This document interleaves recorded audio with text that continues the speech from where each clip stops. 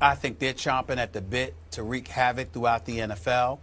I think they know that as they stand here right now, they should be two-time reigning defending Super Bowl champions if it wasn't for the stupidest call in NFL history as far as I'm concerned.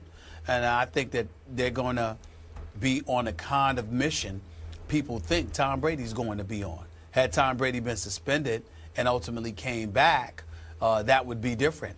But with Tom Brady back and having not missed a game, I think the most highly motivated, rather, is going to be the Seattle Seahawks. I think the Legion of Boom will be ready. I think the acquisition of Jimmy Graham as your tight end, along with Lockett at the wide receiver spot, the Doug Baldwins of the world, and then when you look at beast mode coming out of the backfield, I think the combination of all of those things leaves Seattle still standing as the team to beat. And I think they will be on a hellacious mission. And anybody who gets in their way is going to get annihilated when it counts most. I think that the Seattle Seahawks will win the Super Bowl title.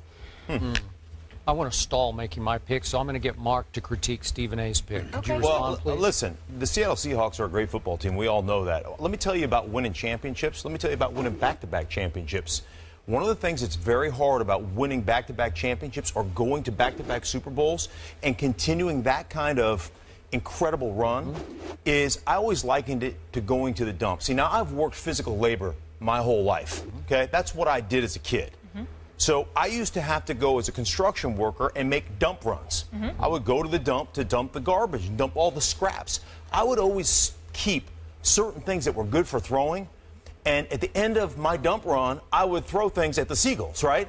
Because all the seagulls are hovering over all the garbage. They love that. Was this in Alaska? They love that. Yeah, this is in Alaska. That's why okay? So here's the deal. When you have that kind of success, guess what you are?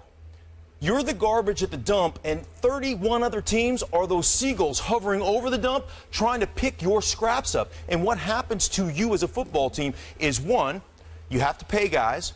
So there's certain guys you can't pay. You've got to pay the Russell Wilsons of the world. So there's certain guys that you can't come up with contracts with.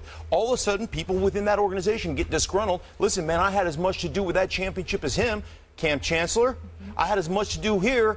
And so eventually what ends up happening, you lose a couple guys. You lose a cornerback out of the Legion of Boom. All of a sudden you lose a couple special teams players. You lose the glue that holds things together within a locker room. And what ends up happening is eventually you get weakened. Your division gets stronger. People take away key components. Components most of us don't even know that are key because they are, like I said, that glue that bonds a locker room together. And eventually it weakens you to the point where you don't go back to back championships. You don't go back to a Super Bowl. So I don't think they're going to a Super Bowl. I think that division is the toughest division of football. Arizona gets Carson Palmer back. I think the Rams are going to be a much better football team. Obviously, there's a ton of turnover with San Francisco. We look at them and we think, they're going to struggle. That defense, I think that defense is going to be better than people think. This is a tough division. I don't think Seattle makes it back to a championship. Wow. By the way, your picks are?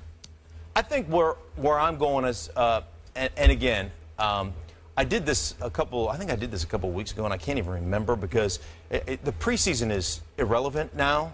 I mean, the first two games of the season really become the preseason. Teams don't game plan anymore. Teams don't play anybody anymore. It's really hard to get a good feel on who's what and you know where teams are going. But I'm going to go the Green Bay Packers, even without Jordy Nelson, representing the NFC. And I think I'll go the Patriots just because Tom Brady. And I think this is this will be another like 2007. Hey, you know, I'm going to cram it down your throat kind of tour of the New England Patriots after Spygate. This is the deflate tour of 2015. We're going to deflate every NFL team that we come across because we're so sick. So did they go to the dump and hit the Seagulls and win it all? I think I'm going to take the Green Bay Packers. I think you look at what happened to them in the NFC Championship game, I believe, against the Seattle Seahawks, where they had that game won and they sat on their hands and they made a couple of mistakes. Aaron Rodgers was terrible the second half. And I look at that. You know he's 2-4 in the playoffs? Yeah. I didn't know if you knew. What's that?